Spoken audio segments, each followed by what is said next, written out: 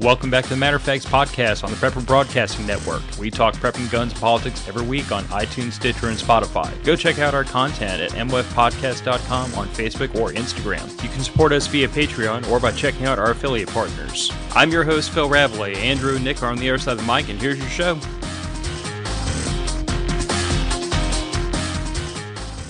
Welcome back to Matter of Facts Podcast. I'm Phil, this is Nick. Let's cover some bases really fast. Extra admin work for an episode where we're going to talk about the government for the entire hour plus.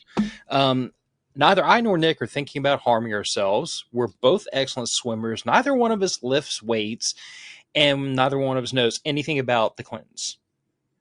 I lift weights. With a spotter. Always with a spotter. Not by your... Or on camera. Yeah. Not alone in my basement with 800 pounds on a bench press. Gotta cover your bases whenever you have an episode like this. And incidentally, we both have been doing research for the last week about research about everything that the government has done that people should be put in prison for the rest of their lives. So, there is that. Andrew unfortunately couldn't join us. Andrew got disappeared by the CIA and is being turned into a super soldier. So I'm hoping he's going to end up being like a Captain American superhero where he still looks like a reasonably, decent looking person. It doesn't wind up like a Red Skull superhero where he looks like he doesn't have skin, because that'd be unfortunate. Yeah. I mean, I would also go with Winter Soldier, robot arm. I mean, come on now. Robot arm? Robot arm. I'll give it that. But Andrew couldn't be with us. He'll be sorely missed. But let's do some admin work and let's talk about all the myriad of ways that your government has done stupid stuff over the years that somebody should be in prison for that no one probably ever will, but that's another story. So the patrons fund the show. They promote our psychopathy. Some of them might actually be watching this, and most of them will be listening to this afterwards. And for the patrons, if we missed anything, then I don't know, bug us about it in the patron chat, because we could talk about this for 3 more episodes and still not run out of material. I mean, there's a lot. We could probably do a multi-episode miniseries on just any one of these. The only thing we run out of is booze. Nope. There's a distillery not 3/4 of a mile from my house. I am set. Okay. That's fair. I will run out of money before they run out of booze. Well, running out of money usually leads to running out of booze. Usually. It just depends on how creative you are. Or how determined. Mm-hmm. Anyway, if you'd like to throw a couple bucks in the tip jar, we don't spend it on booze, I promise. Nope. Being a patron's a good way. Spending money at the Southern Gals for merch is another good way. This makes me wonder, though. We don't have anything in our cart that is like, MK Ultra or government BS. Ooh. We might need to amend that. Operation Mongoose t-shirts with a mongoose and night vision goggles. You can sell me on the idea as soon as we talk about what Operation Mongoose is, because that's one that I wasn't familiar with. It's terrorism. Oh, just terror. I mean, just garden variety terrorism. Does that really rise to the level of being noteworthy on the scale of things government has done? State-powered, state-sponsored terrorism. So just normal terrorism. That's just normal. Yeah, I mean, isn't most terrorism state-sponsored at the end of the day? I'm just saying, people like Kennedy less when they learn about it. Ooh, spicy. Mm-hmm. And Cypress Survivalist. At the Cypress Survivalist we're going to have in November, we are probably not going to talk about government nonsense unless I get enough whiskey in me. Then that and a campfire and some cigars, and everything's on the table. God only knows what'll come out. That's accurate. Now, to topic, 5 minutes in. The government did what? Because this is the reaction I get when I talk about some of this stuff to my normie friends. First of all, quite a few of them start slowly edging towards the door. Mm-hmm. And then some of them start looking at me like I need to be checked in for a well visit. And then a couple of them get violently angry. And that's when I know I found my people. The best, though, is when you get that phone call at 3 a.m, 2 days later, and they're like, dude, I've been down a rabbit hole.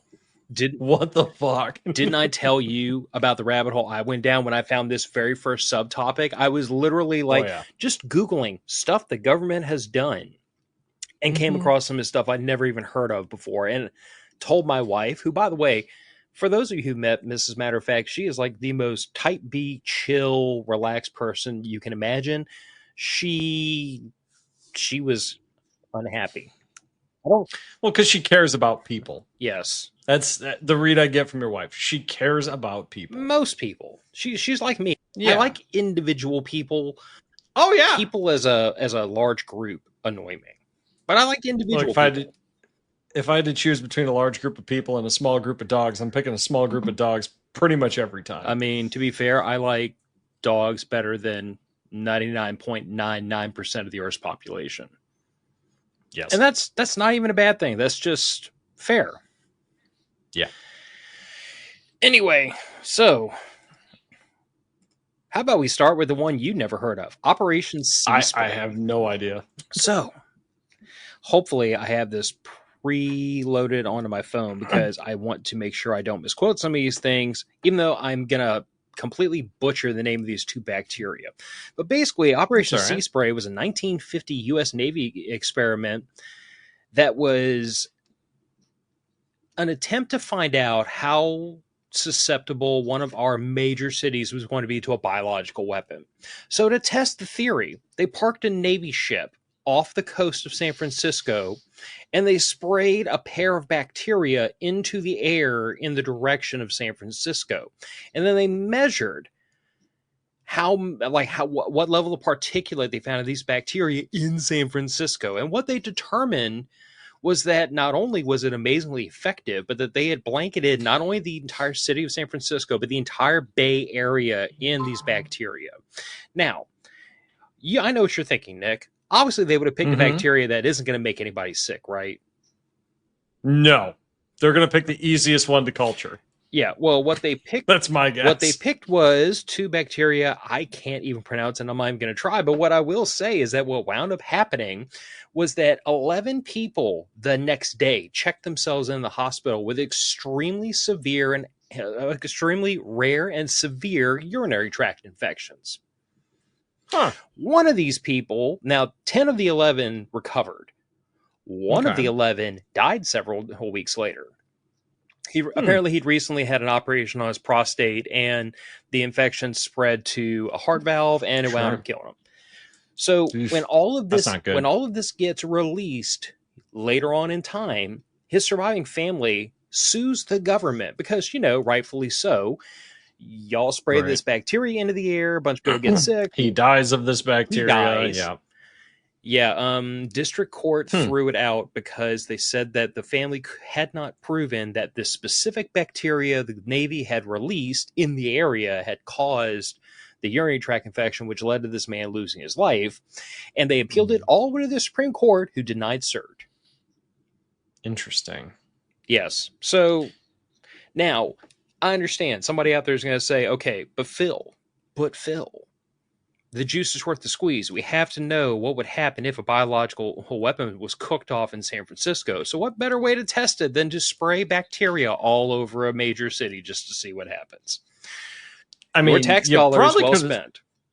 You probably could have sprayed something else. I don't know, like a water-soluble dye.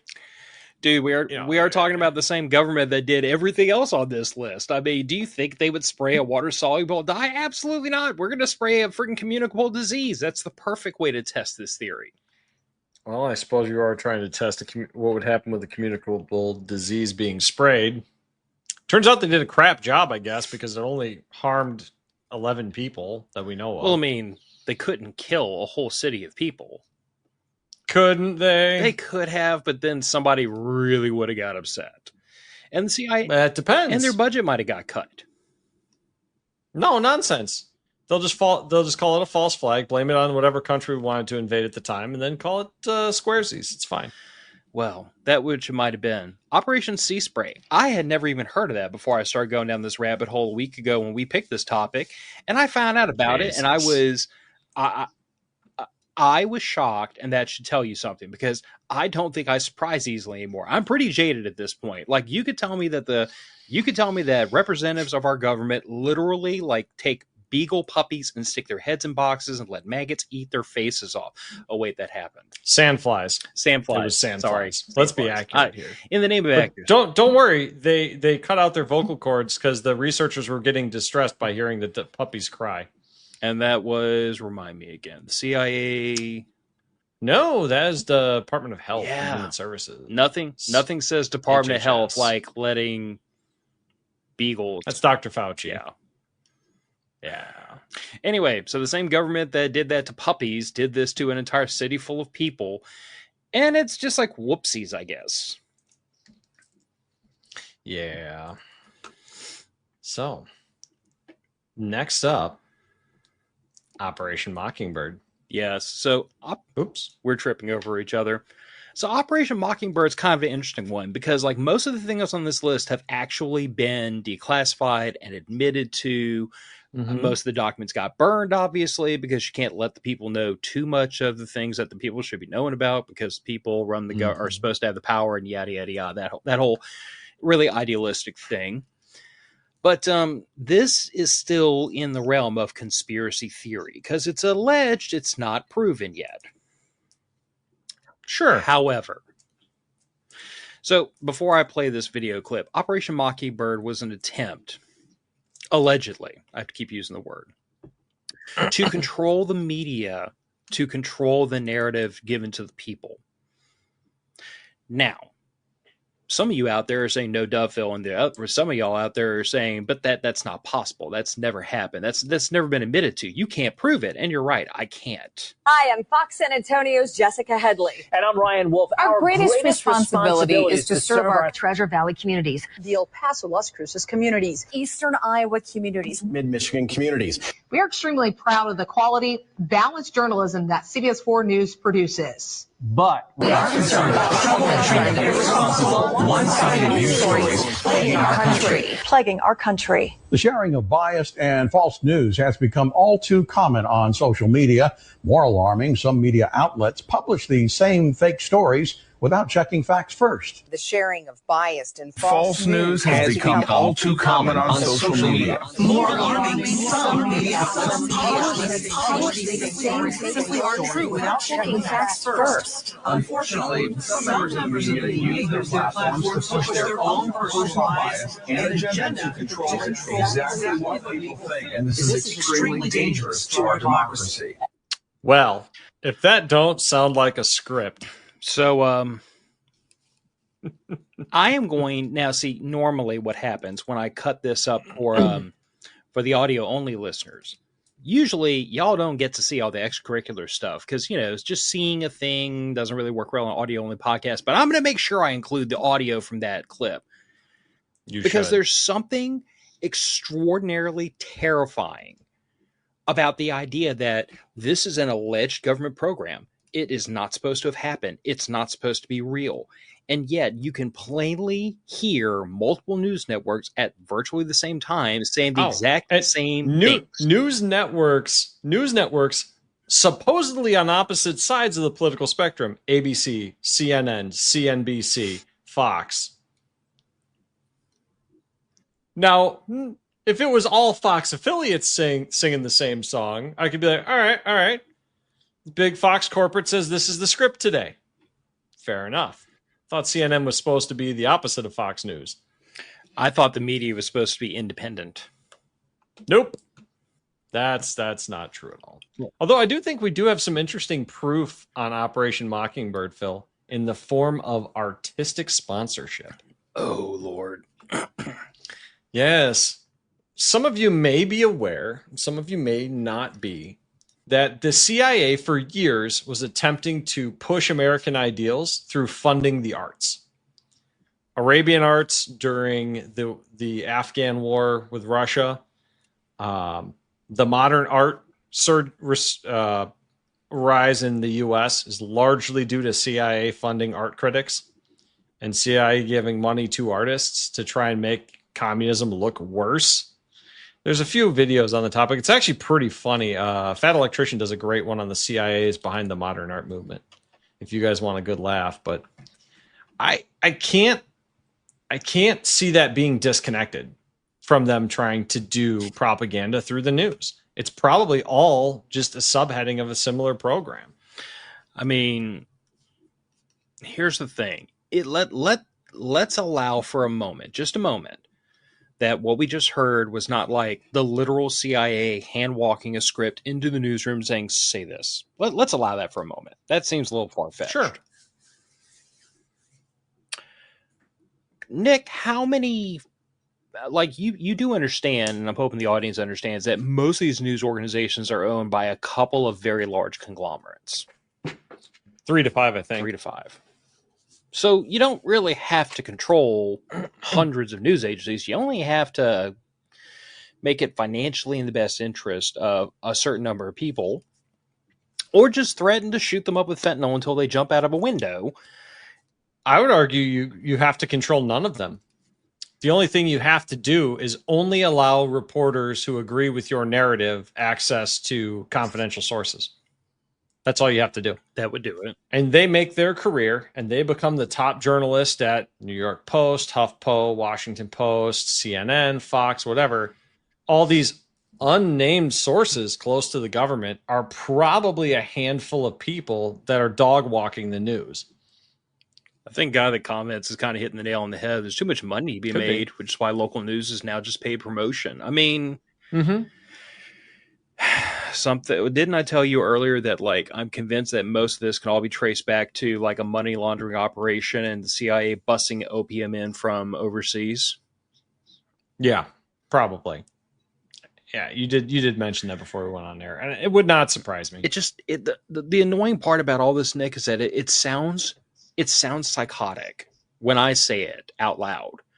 I mean, until you start digging, it sounds utilitarian. Well, no, which is worse. What I mean when it sounds psychotic is like someone could be forgiven for thinking that this is just like pure science fiction nonsense. Like, it sounds too outlandish, but the breadcrumbs are all there, and that's the part that like genuinely scares me. It is like you look me in the eye and tell me Operation Mockingbird isn't real, and then I show you that, and I'm like, okay, explain that. The only explanation is that they're all either colluding with each other or colluding with the government to push a narrative. That's the only explanation. All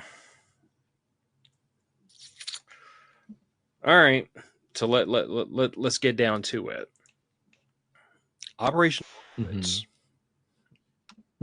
You're familiar with this one. I am.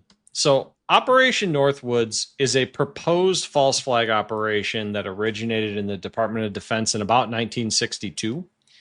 Essentially, the CIA wanted to stage and commit acts of terrorism against the U.S. military and civilian targets to blame them on Cuba. So essentially, they wanted to blow up an American warship, blame it on Cuba. They wanted to do some terrorism in Florida and a few other places, blame it on Cuba in order to justify an invasion of Cuba. Now, Kennedy put the kibosh on this. Kennedy was not a fan of this plan. However, Kennedy did throw the CIA a bone with Project Mongoose, or Operation Mongoose. I forget which one it is. You will have to walk me also through known this as one, because I was not familiar with this. Also known as the Cuba Project, or the Cuban Project. Essentially, Kennedy signed off on the CIA doing terrorism in Cuba, attacking civilians, military targets, infrastructure, and various other things. You people have heard of the Bay of Pigs disaster. Basically, the CIA wanted to smuggle a bunch of pissed off Cubans back to Cuba with a bunch of guns to overthrow Castro. Well, before this and before the Cuban Missile Crisis, the U.S. snuck, I see varying numbers between 6 and 20. A lot of sources agree it's probably about 10 operatives into Cuba to train subversives into doing guerrilla acts of terrorism and committing acts of terrorism, potentially to assassinate Castro and various other dignitaries. So the U.S. was, and Kennedy signed off on this, was doing state-sponsored terrorism. Do you know what stopped it, Phil? The Russians bringing nukes to Cuba. The Cuban Missile Crisis occurred in response to the acts of terrorism committed by the U.S. government in Cuba.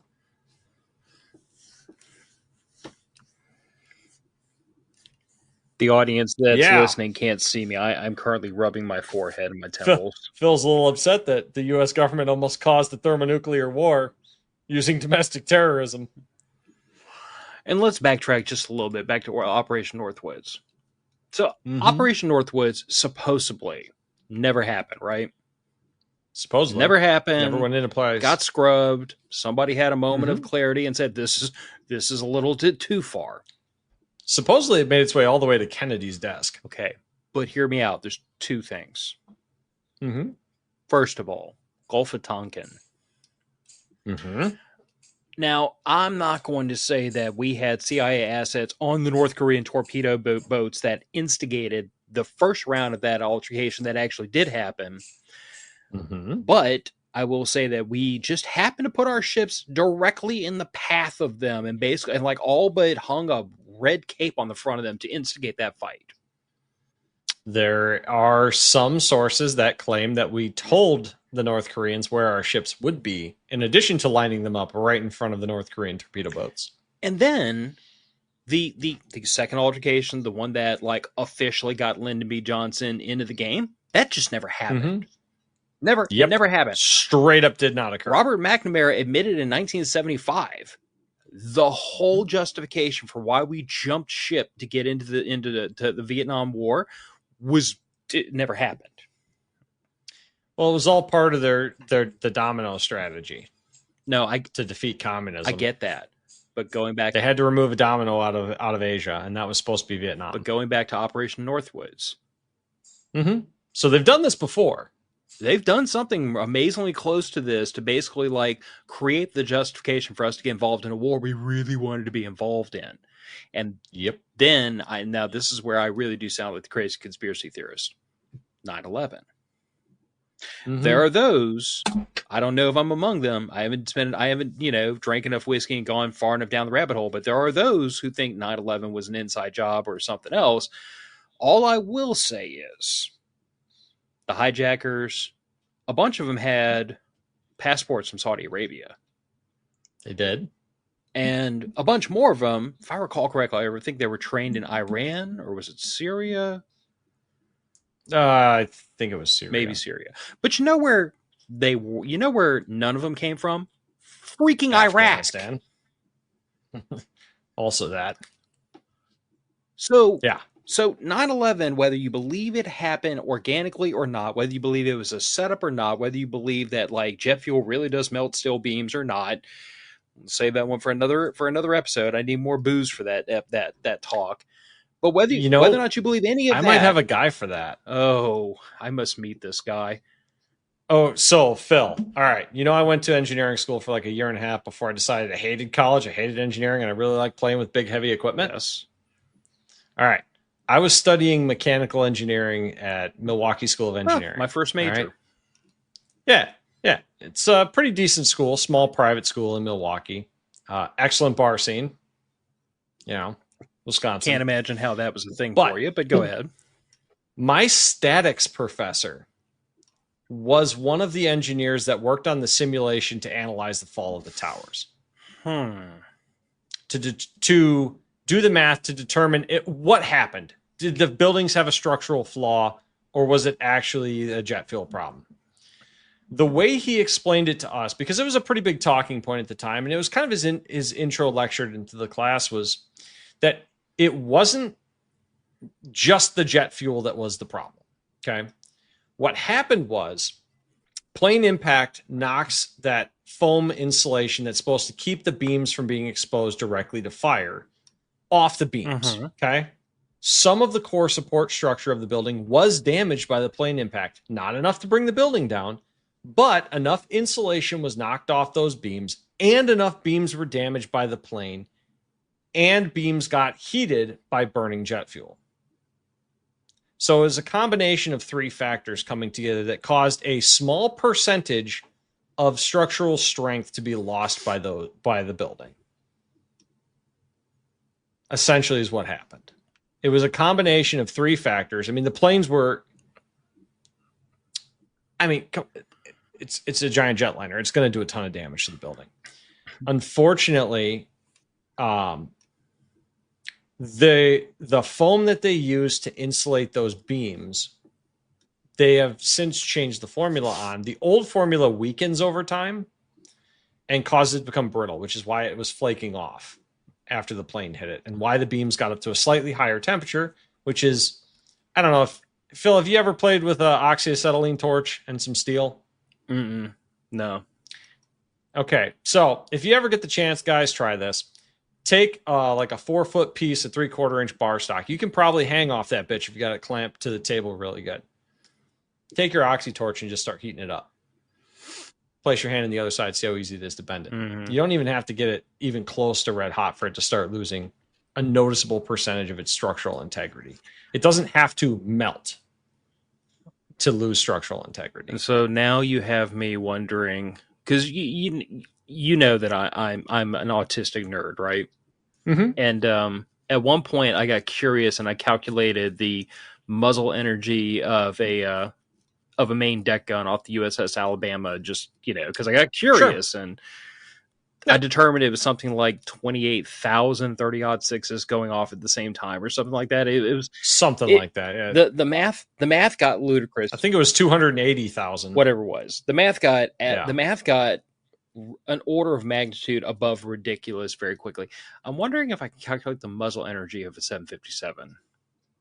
You probably can. I mean, you can calculate the energy of it, and it's quite a lot. I'm sure it's like planetary collision levels of. No, it'd be like small meteor. I mean, force goes up by the square of the velocity. I think cruising speed on a 757's cruising speed. Not even talking about in a dive. Because it was in a dive. Yeah. But I'm just saying, like shallow dive. Level flat cruise, I want to say, is 600 miles an hour, give or take. Yeah, Raggle Fraggle is going to the Googles. You let me know if you figure it out before the end of this episode, sir, and I will put it up. But otherwise, I'll have to be a nerd about that at a later date. And PCG is saying Operation Garden Plot and Rex 84. I don't actually have those prepared, but Nick might be able to research them before we let out. Yeah. But anyway, all that being the case, let's say that that 9/11 was a terrorist attack and the Twin Towers fell down of their own volition. You know who had nothing to do with it? Saddam motherfucking Hussein. Well, to be fair, he had some poppy fields and some oil reserves, and he was trying to get off the petrodollar by selling and buying oil only in gold. How dare he? I know. How dare someone try to have a fiscally responsible gold-backed currency?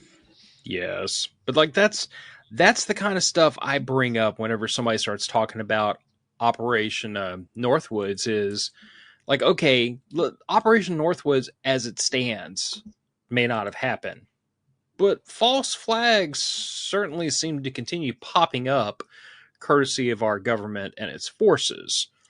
Or it could... Rex 84 is fucked. Okie dokie. PCG has sent us down a rabbit hole. Shall I make a banner for this? Nonsense. We can cover it right now. It's actually pretty quick, but it's pretty fucked. All right, let it rip. So, Rex 84, short for Readiness Exercise 1984 Bravo, was a classified scenario and drill developed by the United States federal government to detain large numbers of U.S. residents deemed national security threats.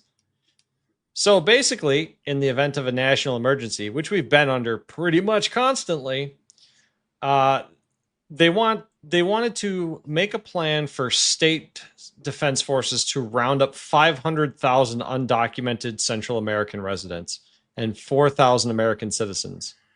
This sounds a lot and detain them in emergency concentration camps. This is from 1981. This sounds a lot like a replay of Japanese American internment camps during World War II.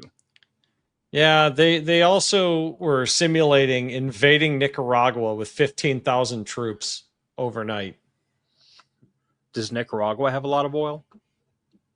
I think it was involved in the Iran-Contra situation. Oh. Because Nicaragua was supplying the cocaine during that. Must have been muscling on the CIA's action. Could have been. I'm shocked we haven't gotten nuked off of YouTube by now. That's got to be a record. It's all right. They'll get things going eventually. Guy that comments, why do they want to put people in camps? Because It's easier to kill them there. unaliving them en masse is not socially palatable just yet. Yet. Anyway, we talked. Oh, got the comments. Nicaragua too friendly with China. It probably was at that point. Yeah. Ooh, we have an answer from Raggle. 3.8 billion joules is a 747. No, stop. 3.84 billion joules. I refuse to use joules as a unit of all right, joules measure. to 50 cal. Yes, like convert that into something I can understand. I'm not smart enough to speak in joules. Convert it to 50 cals, convert it to like 30, convert it to All 22 LR. That'd be hilarious. We're gonna do it. We're gonna do it to 50 BMG. Apparently I don't have a calculator installed on this computer. Oh, So it's 18,000 joules. 2.95 billion foot-pounds. That'll work. That's an appropriate unit. That is amazing. Thank you, Raggle. That's fantastic. Well done, sir. I mean, but okay, I'm going back to what I said originally. That is planetary collision levels of energy. It is a considerably lot. Guy that comments, Dude, you're right. It's okay. YouTube already shadow banned the channel, or else we'd get way more new viewers. Funny. So is Instagram. Yeah, funny you mentioned that. I was actually showing Nick that some of the more recent shorts I've been posting, to try to get the word out about the show and, find a little bit of a bigger audience. You could literally watch on the graph the amount of views per over time go up, and then all of a sudden it's a horizontal line. Uh-huh. Like, I showed it to Nick, and I was like, dude, explain it. He said, what do you mean explain? Like artificial throttling. Yeah, like you know what it is. And I'm it like, explains itself. but there's no rational explanation for it.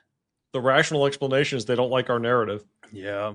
I do have to pause the show for a second. Joe Oliveira, hello, sir, and congrats to your son. Just graduated boot camp. Yes. Excellent job. Next time you speak to him, tell my little crayon connoisseur I'm proud of him.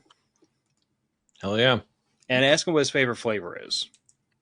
True, we can send him a box. Every Marine has a favorite crayon flavor. They do.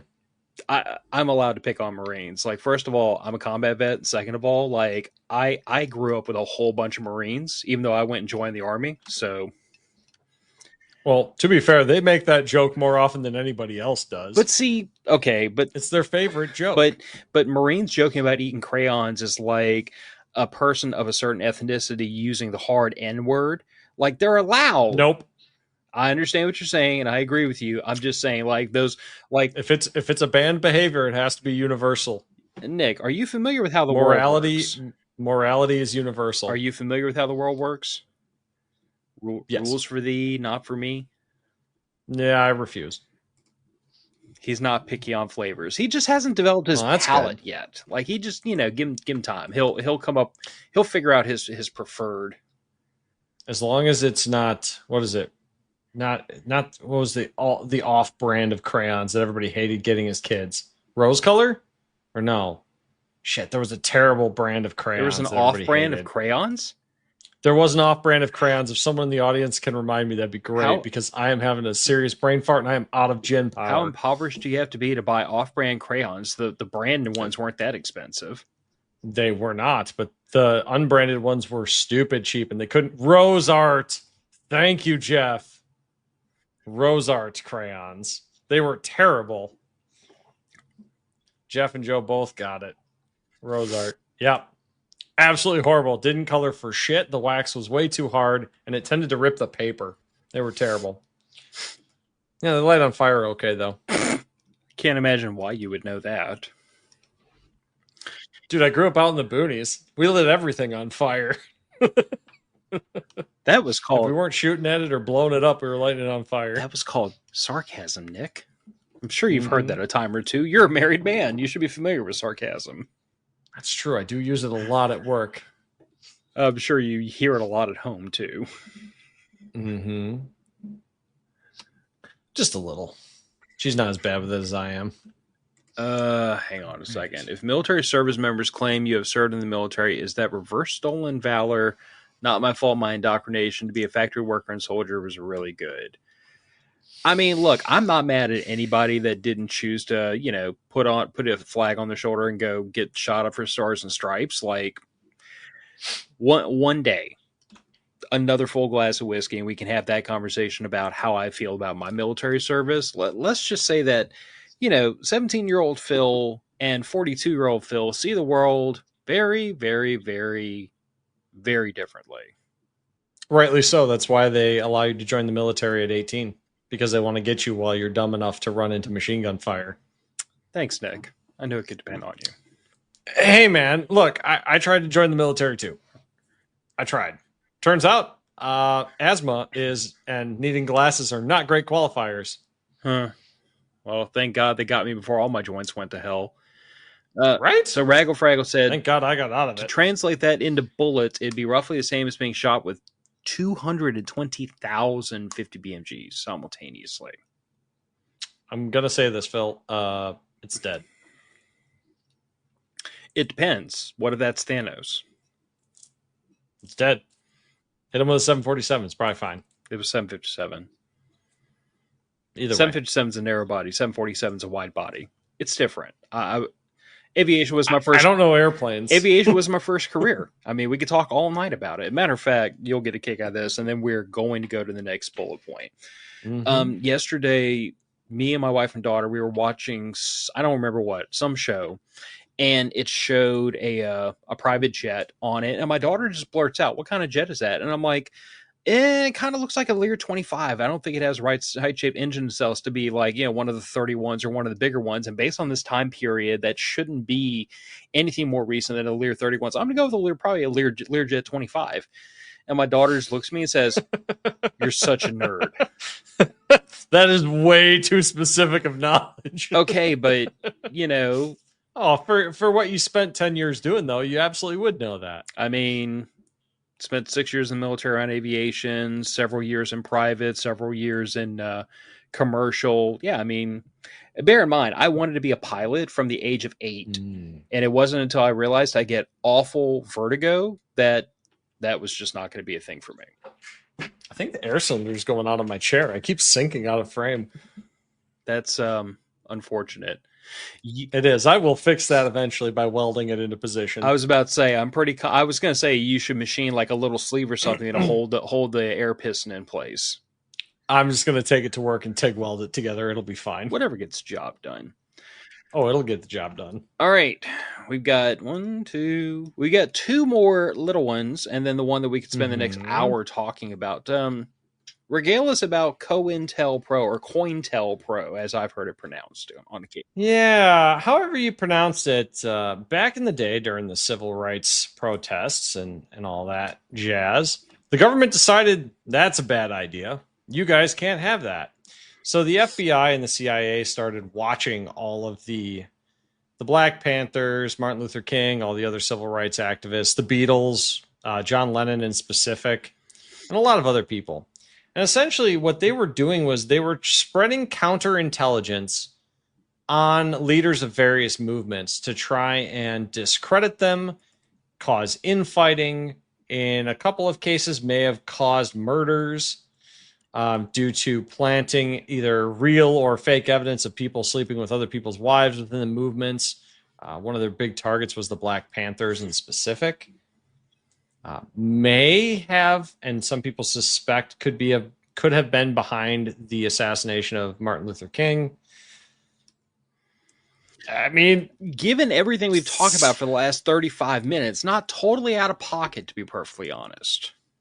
I mean, not out of pocket, but dude, not cool. Not cool. No, duh. Nothing we've talked about the last half hour plus is cool, but not so far-fetched as to be out of the realm of possibility.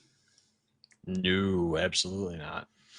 I mean, they went as far as wiretapping, civilians that they thought were wiretapping without a warrant, citizens that they thought were involved in the variety of these organizations. Yeah, and now just in the name of full disclosure, because when I was you and I were talking about Martyr Made podcast and that whole 8-part series he did on Jim Jones and Jim Jones was under surveillance. Yeah, but under surveillance. Jesus. But that series spiders off into the civil rights movement, the Black Panther, and a lot of the same things we're talking about here. All happened at the same time period. Quite a few of those organizations, not so much Martin Luther King's, but arguably the Black Panthers, and certainly some of the other organizations. Malcolm X and his offshoots before he revised his beliefs and went back to nonviolent philosophy. Well, even the violent protest versus nonviolent protest aside the point, some of these organizations were like, they were not just civil rights movements, they were also outwardly antagonistically socialist, left-wing, Marxist organizations. So, like, in the name of full disclosure, you could make the argument that the CIA was targeting them because they were literal enemies of the government. But that being said, you can't make a good argument for why they were going after Martin Luther King Jr. because, I mean, he was like one of the few people in that movement that was screaming from the rooftops, telling people, do not be violent. It makes us look bad. It doesn't make our point. It does make you look bad. YouTube is blocking my ability to reply to you guys currently. But yeah, Jim Jones is dead, guy that comments. Died real hard. Oh, yeah. He pretty much everybody there died. Okay, so I will just say, and I don't usually drop other podcasts on the show because they're not paying me to, so to hell with them. No, but Martyr Made's a hell of a podcast. Yeah, Martyr Made podcast, they did like a whole, I want to say it was an 8-part thing on Jim Jones. And if you don't have it in you to listen to like 8 3-4 hour long episodes, I understand. But the last hour and a half of the last episode is worth listening to. I'm not gonna lie, I needed a moment after listening to all that, because I mean, like, there's so much. It's not just a retelling. There's actual audio recordings of Jim Jones talking to his followers.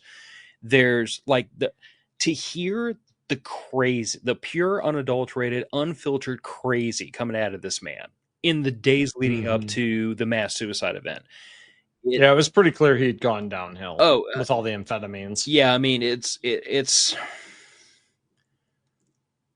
shocking, and it's stomach turning to a person who doesn't shock easily at this point. Like, I would like to think at this point I am hardened and jaded enough that not much gets to me. That episode got to me. I mean, just listening to it, I'm thinking to myself, I'm like, okay, so all these people heard this. And they still held their babies down and force-fed them the, cyanide-laced Kool-Aid. Well, you got to remember, it had been many years of indoctrination at that point. Many years of indoctrination at that point. And this is why Phil is not going to join a cult, because I like the ability to be a free thinker.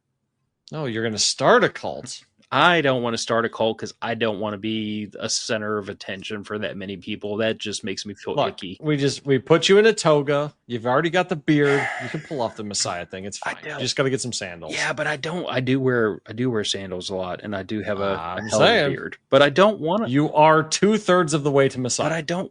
But yeah, but I'm not enough of a malignant narcissist to be a Messiah figure. Like, I think that's what the meth is for. I think I'm a nutcase. Like, I don't know why any of y'all listen to me. Because it's amusing.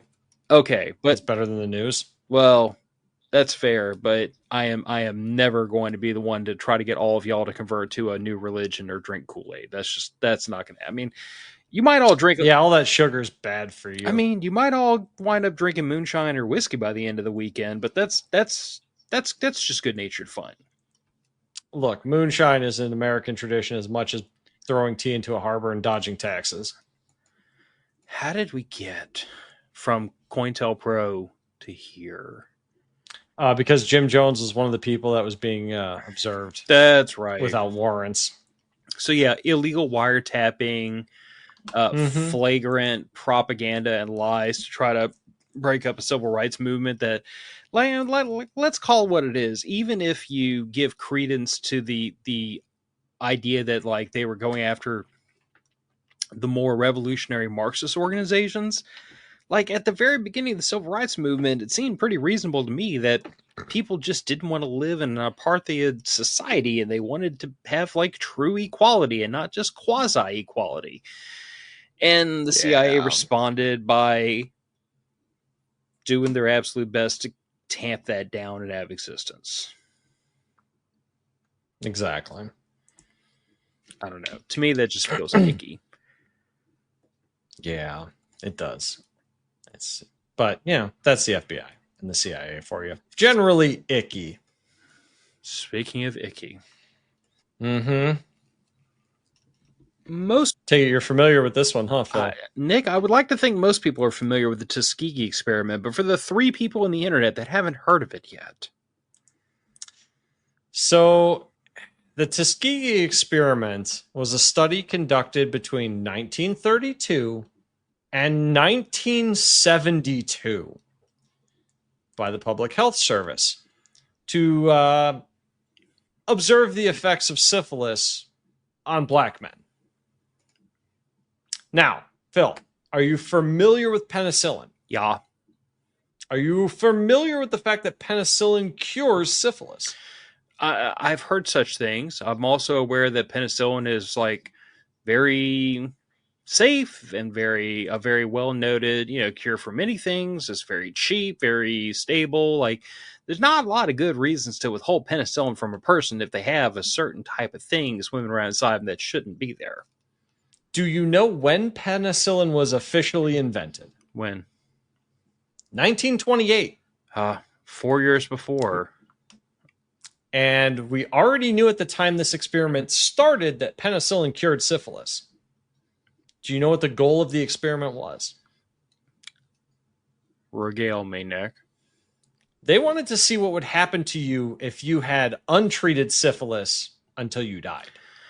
I feel like we already knew that before the penicillin was invented, because like syphilis didn't just pop up on the scene in 1932. It had been running around untreated for centuries at that point, and it was well documented. Syphilis has been running around the Western world and North America ever since colonization, which some people claim that syphilis is a New World disease, like an American-specific disease. Some people claim it came from the East.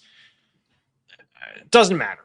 We've known about it since at least like the 1500s. And it had been... We know what happens when syphilis kills you. And it had been killing people for the best part of 350, 400 years.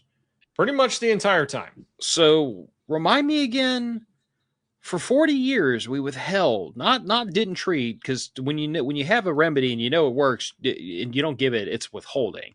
We withheld and potentially purposefully infected people with syphilis. For funsies. While telling them they were being treated for a blood-borne disease. For funsies. A blood condition. Yeah, basically for funsies. And Nick, dare I ask, what happened to these men ultimately that were unwilling and unwitting members of this experiment? They all died. How? Every single one of them died of syphilis. How? Well, except for a couple that were killed by on-the-job accidents. One guy got killed in a construction accident. Thank Christ that killed him before the syphilis did. What happens when syphilis finally runs its course? I know. You go insane. Because it eats your freaking brain. Yep, eats holes in your noggin. Not real great for you, having holes in your brain, turns out. So, just to sum this up, before we move on to, like, quite possibly the biggest mescaline dream in this whole bunch... Mescaline's right about that. Your government intentionally allowed a group of men, a group of African-American men, a group of racial minorities who in 1932, you could still make the argument were horribly marginalized and, vulnerable as a group. You could argue up until 1972 pretty easily. Yeah. But allowed them to be infected with syphilis until it literally ate their brains. Yep. Just to see what would happen. While telling them that they did, in fact, not have syphilis. They had a different blood disease that they were then giving them experimental treatments for. So not only did these men die of syphilis, they infected a number of other people because they were told they didn't have syphilis. They were told they had a blood disease, a blood disorder. So not only did their spouses and children then contract syphilis, because if you're having marital relations with your wife and you have syphilis, she's probably going to get it too. Oh, yeah. It means any kids born from that have a pretty high odds of catching that from their mother in utero. So multiple generations of people were killed because of this. If any of these people were blood donors. In some cases. Yep. Depends on if it got screened or not. And now here's the thing, just as a side note, by the way. So, a handful of years ago, there was a government sanctioned program to shoot a certain medication into a large group of people. Yep. And I literally had someone ask me, because this was right when the story started brewing that like African Americans as a group were like really, really slow on the uptake for that mass vaccination program. Gee, I wonder why. I brought this up repeatedly to people, and the number of people who've never heard of it was shocking to me. But what happened after they had never heard of it was the interesting part. 100% of them told me that never happened. They would never do that. Mm-hmm. I literally Googled it and brought them receipts, and they every 100%, like 0% of them admitted, okay, I see your point. 100% of them either like tore apart the sources, because it's not like this is a state secret at this point. It's been declassified. No, the documentation has been leaked many times, but yeah, thoroughly. 100% of them either denied the sources or said that's literally what I kept hearing. I cannot believe that. I cannot. It should be unthinkable. It should be. But this is why I bring this up all the time. I'm like, you wonder why this group of people is hesitant to roll their sleeve up and get shot up full of something. Because the government swears they're here to help. Do you think there might be a reason why they're hesitant? As an entire ethnic group, they might wonder. Yeah, a little bit. Just like a little bit. I mean, it was explicitly targeted at African Americans. Like it wasn't just that they were the ones that were in the study. It was explicitly targeted at them because they said, we don't have data on them dying of syphilis. In other news, they did. There were quite a lot of people that got syphilis that were not just white Europeans. In other news, Nick, how much do you know about the anthrax vaccine that was given to soldiers en masse? I know it was wildly experimental and questionably effective that caused a horrible range of side effects. Have you heard that it has been linked to brain lesions? Yep. Brain lesions and similar symptoms to TBIs that GWAT soldiers have in rates not seen since World War I shell shock. Not seen, yeah. And did the GWAT vets get exposed to a lot of explosions? Absolutely, they did. We really liked breaching doors with C4. I get it. It's fun. Understandable. Blow up the door. So I have a version of this exact same conversation whenever someone brings up, there's a lot of military veterans that didn't get the vaccination either. And I'm like, gee, I wonder why. Because most of us who served in the last, 20 years or so got hit up with the anthrax vaccine. We all remember how that worked out. Mm-hmm. When the vaccine manufacturer intentionally withheld safety data that would have shown that, the incredible range of side effects that were present in the test group, some of which were crippling for months. Yeah. Well, all I can tell you is that, my sample size of one personal experience was the first time I got one of those shots, because I was young and stupid, didn't know any better. I got violently ill, like flu, 102-degree fever. I was sick, not having a good day. And we were told if you got sick from this, you should, like, at the next time you're supposed to get a booster, you should raise your hand and, like, bring it up. Mm-hmm. So I did. And they literally A medic looked me in the eye and told me, you're going to get an Article 15 if you don't get the shot. 20-year-old me was not in a mental or emotional place to argue that point. I was still spring-loaded to the sir, yes, sir, do what I'm told position. So I said, okay. 42-year-old Phil would have been like, I choose or else. What have you got? Or else. I do love vague consequences. Yeah. I love or else. Or else gives me, puts lead in my pencil in the morning. I love to find out what else. Like, what do you think you're going to do? I've got lawyer money now, buddy. I'm an adult. Oh, I don't care if I have lawyer money or not. I just love, like, when someone threatens me with consequences, 9 times out of 10, I'm gonna take pause for the briefest of moments, and I'm gonna ask myself, is this really worth dying on this hill? But 99% of the time, literally somebody. The last time somebody threatened me with something, I looked him dead in the eye, and in the most seductive voice possible, I said, "Don't threaten me with a good time." That's fantastic. I made them extremely uncomfortable. It was hilarious. You don't say. Oh, Joe's just noticing. Yes, I trim my beard. My wife and I have a standing agreement that when my beard starts to get too long, she's authorized to cut some of it off. And she took like a couple inches off. Noticeable. It's now able to become off screen. Yeah, well, or on screen, totally.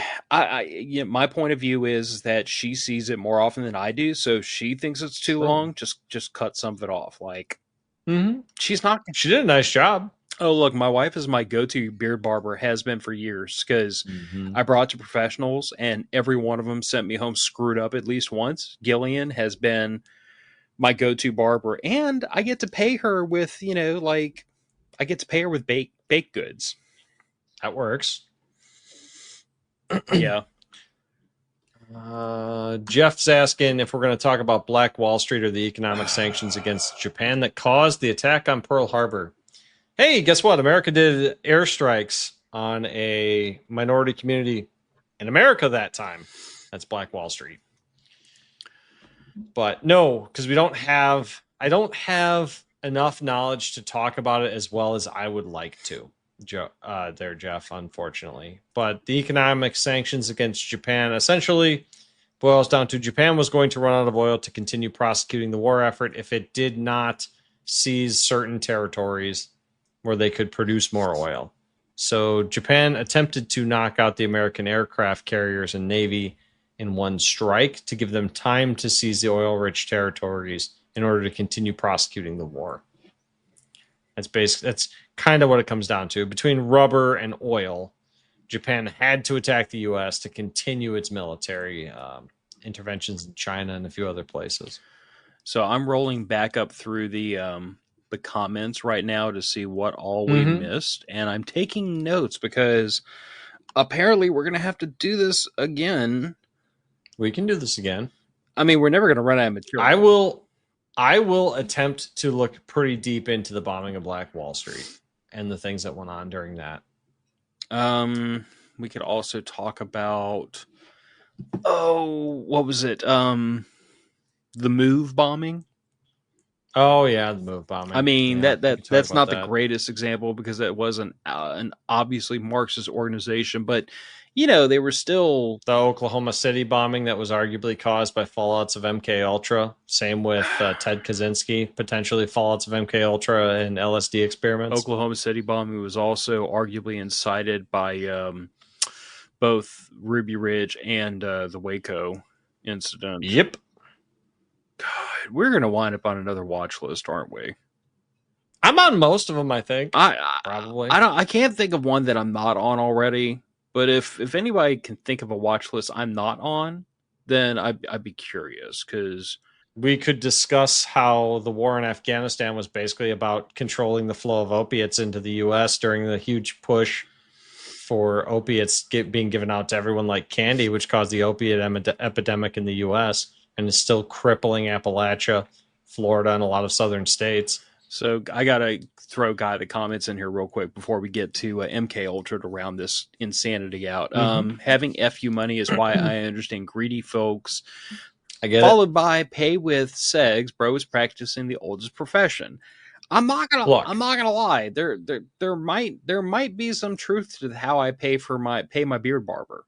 I mean, there are worse ways. There are worse ways. I mean, beats digging ditches. I think I'm definitely getting the better end of this deal than she is. Yes. But you know, well, she has no beard for you to barber. Anyway. Speaking of which, to front load the conversation, I know you said Speaking of your wife having a beard? No. Speaking of my wife, you are going to be out of town, not next week, but the week after. Mrs. Matter of Facts has agreed to come on as my co-host. Ooh, that'll be fun. And I told her she has a full week and a half to figure out what she would like to talk about. Otherwise, I'm going to pick for her, and then she'll just be surprised / annoyed. Surprised and annoyed is the way I prefer most people. Not when it's your spouse. I don't know. It's pretty fun to surprise and annoy my spouse. I get great reactions. I've met your spouse before. I am fairly convinced she can make you regret that course of action. Oh, absolutely. But that's half the fun. I mean, come on. If what is a spouse for if not to slightly irritate or bemuse them? Slightly irritate or bemuse. All right, let damn the hatches, full speed ahead. Mm-hmm. We all knew we were going to wind up at MK Ultra, right? We LSD for everyone. We all knew we were going to wind up at an episode talking about government nonsense. We all knew we were going to end up at MK Ultra, right? Yep. So MK Ultra, for those of you who haven't Googled anything in the last 100 years, I know that's stupid because Google was around 100 years ago, but my point is... was an attempt by the CIA to see if they could use LSD to brainwash people. I understand. I am like, don't forget the hookers. Okay. Also hookers and LSD. Mm-hmm. And I understand. I am like paraphrasing a huge program, and I'm kind of taking some literary license with it. But that's in long strokes. That's kind of what they did. They just spent decades screwing around, seeing if you could dope a person up with LSD enough to get them to friggin' tell you what you wanted to. My guy, he knows what I'm talking about with the hookers. Operation Midnight Climax, proof the CIA has a sense of humor. Okay, so. Don't you interject Midnight Climax at the appropriate moment. All right, but go for it. The CIA Hayes program MK Ultra has first of all, it's been admitted those documents have all been declassified. At least some parts of it were declassified. I'm pretty sure a lot of it wound up in a burn bag, but that's just me. But it has been roundly decried as an abuse of individual rights, as a complete abridgment of people of informed consent. It's been called an incredible abuse of power.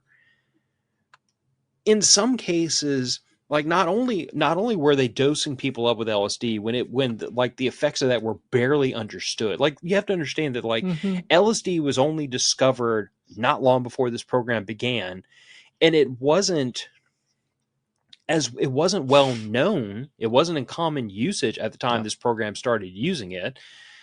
Arguably, this is why it got into common usage. I mean, certainly, yeah. But it wasn't, LSD is like probably the best known of the chemicals they were using, but they were also mixing in electroshocks, hypnosis, sensory deprivation, things that these days we would call torture. Have been ruled as torture. Yeah, like literally, if you do this kind of stuff to an enemy combatant, you are guilty of war crimes, and not Canadian war crimes, real war crimes. Well, Canadians do some pretty good war crimes. I know, but this is... But look, soup cans full of hand grenades is a time-honored tradition. Yeah. Also, allegations of sexual abuse. Mm-hmm. Yep. Your tax dollars hard at work. All this to see what it would take. Good job, boys. What it would take to break a person, to make them do whatever you want them to do. Now, the justification for this is particularly troubling because the justification was originally, well, we got to make, if the Russians are studying this stuff too, so we have to find out what would really we want to see if we can make better sleeper agents than the Russians are. Yeah. At the end of the day, like, this really became the the dope dealers version of mutually assured destruction. Like, if you brainwash our guys, we're going to brainwash yours. Yep. Ah, yes. Jeff brings up a really great point here. Fun fact, all the alien abductions where women were inseminated with alien babies happened about the same time as MK Ultra. Don't know. But one thing we do know is that the CIA and the FBI were at varying times running brothels in San Francisco during the Summer of Love and thereabouts. Alongside of MK Ultra, they were dosing people with psychotics. They were getting people to sleep with prostitutes to collect information on them. They were attempting to use a variety of interrogation techniques using these prostitutes and illicit narcotics. Charlie Manson may have been a victim of MK Ultra at this point in time as well. For those that don't know, Charlie Manson was released on parole, skipped parole, skipped contact with his parole officer and moved to San Francisco. His parole officer then spontaneously quit his job and moved to San Francisco to work at a free medical clinic that Charlie Manson then brought his entire family to for weeks. Or months, I think it was. Once or twice, or it was once a week or every other week. He brought all the girls and guys that were in his little cult to this medical clinic for treatment. And they all seem to have responded beautifully to that, because I've never seen a better adjusted, calmer group of individuals. Right? I mean, there's some evidence to suggest that Ted Kaczynski was even dosed with LSD without his knowledge back in the day. Oh, God, that would make so much freaking sense that they doped up Uncle Ted. Mm-hmm. I mean, some of the stuff he writes, I mean, he hits a chord on some of it, but the other stuff, ooh. I'm going to plug that in for another day, because I have such mixed feelings about Ted Kaczynski. I mean, the longer I've been around, the more I want to live in an abandoned shack in the woods away from literally everyone except for my wife and dog. The problem with Ted Kaczynski is, like, the bombings. Yeah, the bombings. It was a little bit out of that's pocket. Not cool. But random bombings of people's not cool. But his criticisms of, like, modernity and over socialization were kind of on point. I mean, he was a bit ahead of his time. I would say that social media has done irreparable harm to a great many people. I mean, look at the suicide rates in teen girls alone. The just absolute explosion in youth suicide. So what you're telling me is he wasn't crazy. He was just ahead of his time. Yeah, probably. I mean, he was also crazy, but multiple things can be correct at the same time. You got to be a little crazy to just ship bombs through the mail. That's not okay. Broken clock and all that. Raggle Fraggle hit that friggin' nail right on top of the head, didn't he? I mean, to be fair, Osama bin Laden had okay taste in games. Did you not see the Osama bin Laden hard drive dump? No. Years ago? Oh, yeah. Somebody leaked his entire hard drive. That dude loved pornography. Okay, I'm going to intentionally not Google that later. Thank you. No, dude, he had, what was it?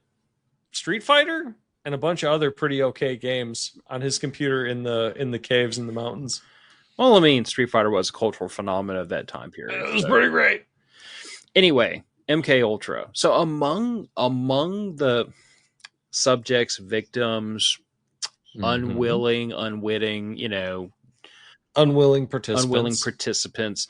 Apparently, there was 1,000 members of the United States military. At minimum. Yeah. Based on my experience with the anthrax vaccine, it's kind of like 6 one way, half a dozen the other. If they were even told what they were doing, or if they were just told, roll your sleeve up and shut up and did it. Regardless, that happened. Untold numbers of mental patients, prisoners, drug addicts, and prostitutes, people who did not have the legal means to fight back against a government entity shooting them up with a psychotropic drug. You know what's interesting about those mental health patients, Phil? You want to know where a lot of those ended up after being doped up with a shitload of LSD? The mental asylum. Guess what closed before they all died? Oh, mental asylums. Yeah. You ever wonder why the homeless population seems to hallucinate wildly? Like a good number of them, especially the older ones. Also, could it be connected? Apparently, there's at least one incident that was on record saying that they administered LSD to a mental patient in Kentucky for 174 consecutive days. Yeah, that'll do great things to your brain. I am bemused, astounded, and very concerned. That poor man's bean was baked. Oh, absolutely. But I'm reading through my notes. Midnight Climax, you already got that all sewed up. Here's the part. CIA has a sense of humor. Yeah. Here's the part that you hadn't heard of, though. See, there's a little known footnote in MK Ultra, which is Frank Olson. Now, this is where you're gonna have to allow me some literary license, because there's the facts and there's what I think the facts lead to. So, Frank Olson was an Army chemist. He reportedly, had never taken LSD, had never partaken, which isn't shocking. Most people hadn't taken LSD at this point in time. It was not a common street drug at this point, unless you were a CIA official. I found the bottom. No, wait, it can go further. This is not good. I have sunk at least 8 inches. Somebody said you should just use vice grips. Honestly, I probably will just TIG weld it tomorrow at work, because I will not remember to keep clamping vice grips on this thing. I mean, it'll work out one way or the other. But anyway, Army chemist, never taken LSD. He was covertly dosed by his CIA supervisor with LSD, with a large amount of LSD. And 9 days later, plunged to his death from a 13th story window. Oh, no.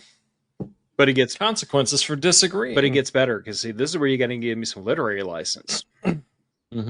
Supposedly, prior to this, he had gone to his superiors at the CIA, and he had expressed some concerns about the morality of this project. You know, where you keep a person on LSD for 174 days and you're doping up freaking prostitutes and mental patients and everything. And he asked if he could resign from the CIA. And then sometime later, he gets shot with LSD and then jumps out of a 13-story window. You can't have your agents resigning and then talking to the news. Now, see, that would be inconvenient. I'm not alleging that I am. Hang on. Don't beat me to the punch. I'm not alleging that this man got LSD'd out of existence by the CIA because he didn't. He dared to express some concerns about Icarus flying too close to the sun and the morality of the project. All I'm saying is it's a hell of a coincidence. It's a hell of a coincidence. It is. It's very coincidental. Guy that comments says, don't trip in skyscrapers. I would say don't be in skyscrapers at all if you criticize Putin.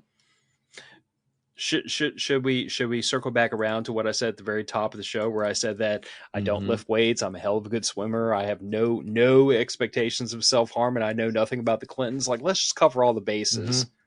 Let's just cover all the bases. Yeah. I mean, we've already been throttled, so there's no reason for them to, Clinton list us. Unless this is the one episode that just takes off, which I don't see happening. It'd be fine. Anyway.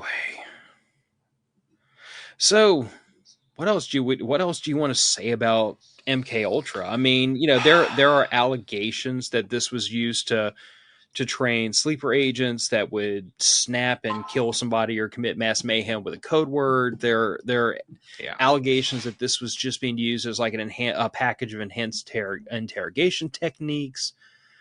Well, it was used for enhanced interrogation. It was also attempts at mind control and different forms of hypnosis. So they used sleep deprivation combined with LSD and intense interrogation techniques in order to prime subjects to do whatever they happen to want.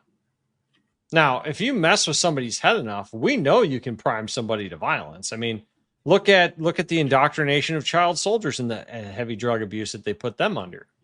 I mean, that's a guaranteed way to make a kid extra violent and to respond to calls to violence. Yep. Hop them up on methamphetamines enough, they'll do just about anything when you loose. Give them a bump of coke, send them out with an AK. That works. That works everywhere. Why would it not work with LSD? So before we round this one out, I don't know if you remember, I brought up when I was doing my research for this show, the Monroe Institute. Yeah. Okay. So the short version of that, and that needs to be a short version because we'll be here for 15 more minutes. But the Monroe Institute was founded by Robert Monroe, and the idea, like this man had started off by having out-of-body experiences, and he parlayed this through self-led research into an entire methodology that he claimed allowed him to astrally project. Now, so he claimed. Hang on, let me just lay it all out there, and then I'm gonna hit you with the punchline at the end. What he claimed was that he was able to go on journeys into the spirit realm. And some of the things he said about what he saw in the spirit realm were independently, I don't want to say independently confirmed, but they lined up with stories of people that had out-of-body experiences. Sure. So you draw your own conclusions for that however you like. A group of people actually attempted to use his research, his methodology to astrally project. Some of the information that they were able to provide while astrally projecting honestly kind of boggles the imagination and the mind. I wouldn't say it's conclusive proof, but these were people that were able to draw maps of military installations that they'd never been to, places that were highly classified, close off to the public. Like they were able to bring forth information that there was no rational explanation for how they were able to know, except that they said, my spirit left my body and I went to this place and I saw things. The punchline to all this is that a substantial portion of the money used to set up and fund the Monroe Institute in its founding days was courtesy of the CIA. Because they wanted to see, was it legit? Could it be done? Is it possible? Oh, gee. So, okay. Here's the thing. Do you know why the CIA started investigating spiritual phenomenons, offsite viewing, and stuff like that, astral projecting? Do you know why? So the CIA, as part of a counterintelligence operation against Russia, leaked documents leading Russia to believe that the U.S. was investigating this as a potential technique to cause the Russians to investigate it.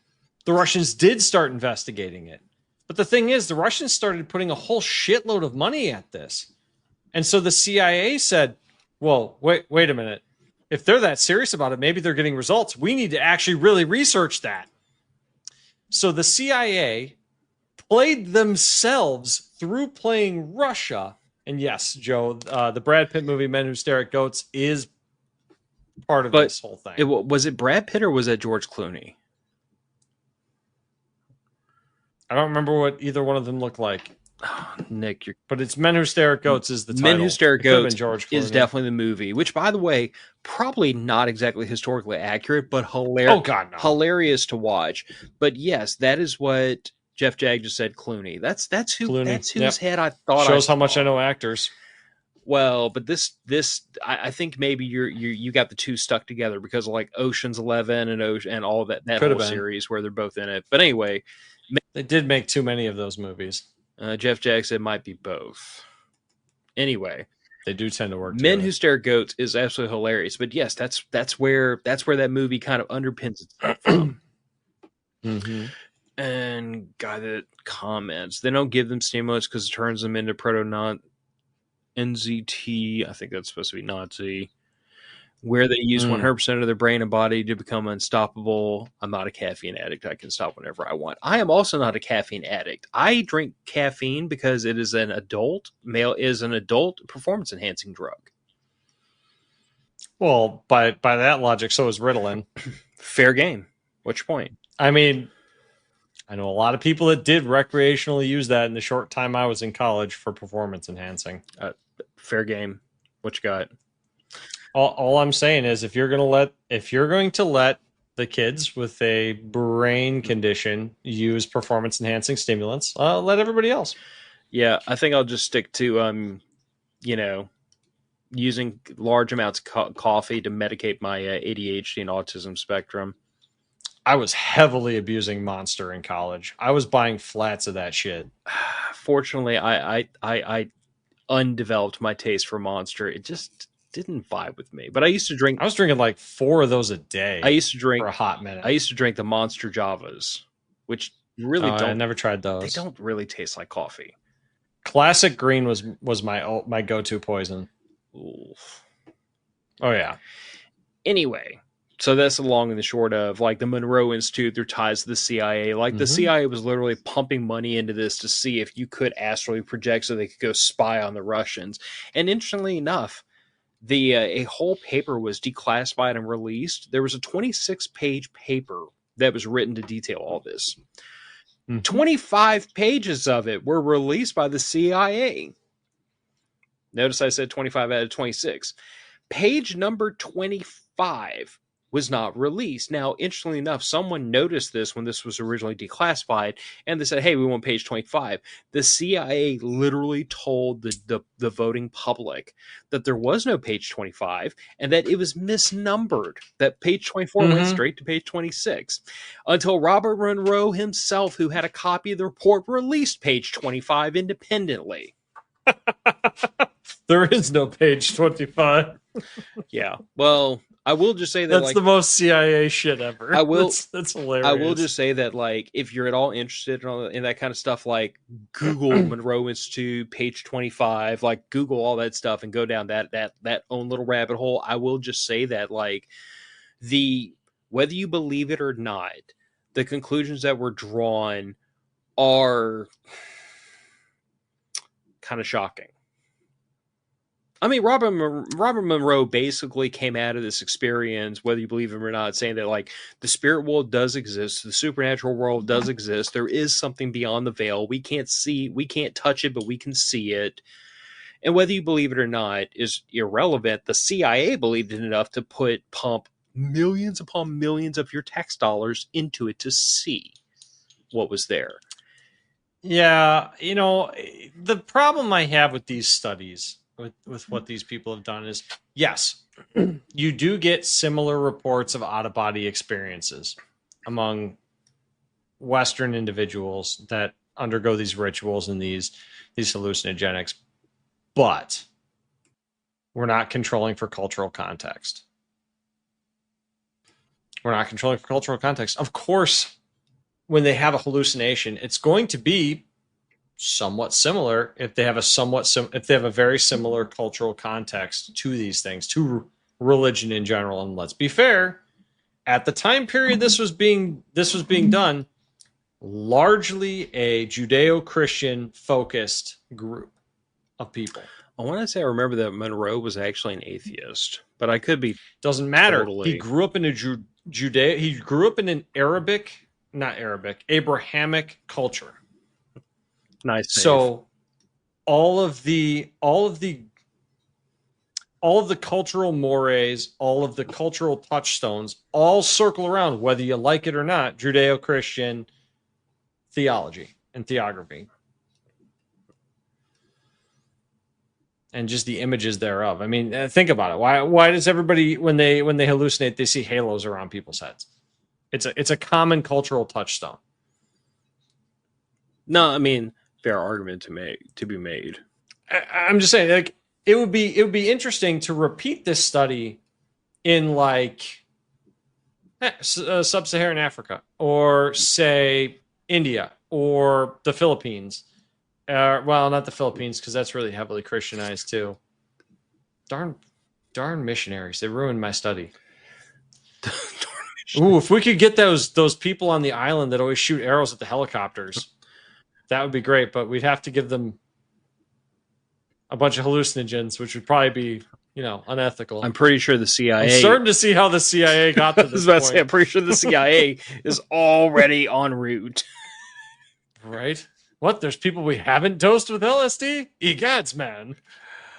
But yeah, man, like that has been the sum total of, like, the freaking nonsense I've been digging into for the last week. Like any discussion about secret government programs that have been declassified just devolves into a rabbit hole almost immediately, because like even me being somewhat familiar with some of these topics, you find more stuff every time you look. Even this afternoon when I was reading up on some of this stuff, I was still learning stuff I didn't previously know. It's like, you know, a lot about MK Ultra, but when I was like, hey, have you ever heard of Frank Olson? You were like, who's that? Yeah. See, that's the problem is you had hundreds of thousands of individuals potentially affected by this. At the very least, it's tens of thousands that we have the records that say, yes, this person was dosed with LSD between this time period and this time period with these dosages for this long. Yeah. Great. And, you know, the one thing I've always wondered is the hippie movement. Did the CIA purposefully push LSD on the hippies in order to discredit them? Because, let's be honest, the CIA has pushed drugs on people for worse reasons before and since. Like the crack epidemic and the Iran-Contra shenanigans. Oh yeah, we got to give weapons to the Contras. I have Iran-Contra on S here as a follow-up for another day. Yeah. I will just say they have this to much. sell crack to the inner city poor in order to fund weapons smuggling because the government won't give us money to. I will just say this much before we start walking this one out. So some years ago, an associate, I wouldn't call him a friend. We knew each other. We had mutual friends, but an associate of mine pointed out to me something that's really like, you ever hear something in passing and it just kind of like it digs itself in and won't let go. He pointed out to me, he said he has this term he uses for mostly boomers where he calls them hypocrites. A portmanteau of hypocrite and hippie, because he said these were the people who were all about, like, you know, love is love and freedom, and, you know, everything was sex, drugs, and rock and roll and fighting the man and everything. And the minute they elevated themselves to middle and upper middle class, they got a little bit comfortable, they got into some nice managerial jobs, got fat and happy, all of a sudden they started the movement of DARE, and they started demanding criminalization of controlled substances, and they sucked all the fun out of society. And then they started, and then, you know, basically he was like, the minute capitalism got its hooks into them, they totally forgot all about this whole, you know, for the people down with the millionaires bullcrap, and started deep throat and boot left, right, and center. How dare you disobey me now that I have power? That's what it was. That's what it always comes down to. It doesn't matter if they had the money. It's how dare you disobey me now that I'm the adult. Yeah. So that's what it is. So to your point about did the CIA give them LSD to discredit, give them drugs to discredit them? I would argue they didn't have to. They just had to do exactly what they're doing, what they do to the media, which is you got to play ball to get the dough. True. Could have been. Somehow we managed to tie this whole thing up in a nice big old bow all the way back to the beginning. True. But yeah, I appreciate everybody that stuck with us through this wild tangent-filled stream. Yes. This has been like an hour and a half of one tangent, roughly dovetailed into the next. And I wouldn't tell you that, oh, next time we'll do better. No. Every time we talk about this kind of stuff, it's going to be absolutely just as crazy as the last time. I will say that for the both of us having done a moderate amount of drinking, we kept this bus on the road pretty well. We could drink more heavily next time. Oh, that sounds like an awful idea. We should definitely do that. Sure. I do have work tomorrow, though. So I do have to get up at 4:30. So another week when I'm off on Friday would be the perfect day for extra shenanigans. Yes. Yes, it would. But we'll go ahead and close this one out. 7 people stuck around for the stream. I appreciate y'all. And for everybody else's list that's either watching this or listening to this on the back end, I appreciate y'all sticking around. Get in touch. Let us know what you're into. If you're into more conspiracy theory stuff, we will probably take that up. If you want us to shut up and get back to preparedness stuff, we might do that or we might disregard. It really just kind of depends on where we want to go, because the patrons fund the show and the patrons give us our marching orders. Drink heavy, discuss Ruby Ridge and Waco. Is it, Joe, is it really Phil Gibb put on another government watch list time again? Yes. I mean, I believe the former ATF director was a person shooting at women and children at one of those two. He took a picture in front of smoking bodies. That tells me all I need to know about the man.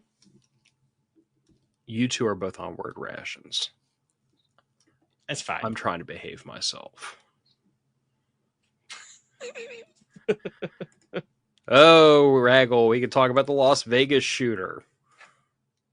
There's some questions there. There's some questions about the Trump attempted assassin. Okay. So if not next week, then another week, we'll find that one last government watch list. We're not already both on. I thought we were going to talk about fun recipes next week. Oh, we'll see. We'll talk about it. Tasty food. All right.